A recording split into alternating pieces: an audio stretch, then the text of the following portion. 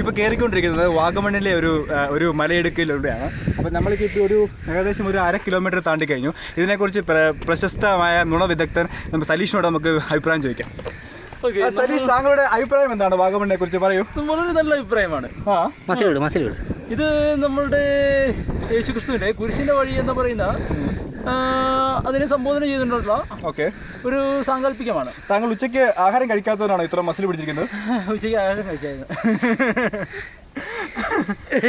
താങ്കൾക്ക് ഇപ്പോൾ 1/2 കിലോമീറ്റർ കയറി വന്നുകൊണ്ട് എന്തെങ്കിലും ക്ഷീണം അങ്ങനെ എന്തെങ്കിലും തോന്നുന്നുണ്ടോ? അങ്ങനെയൊന്നും തോന്നുന്നില്ല.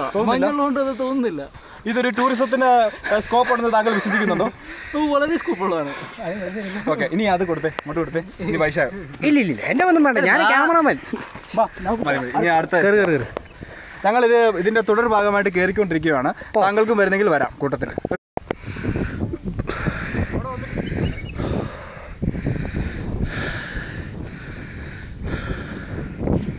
മറ്റേ കണ്ടിന്യൂസ് ആണേ.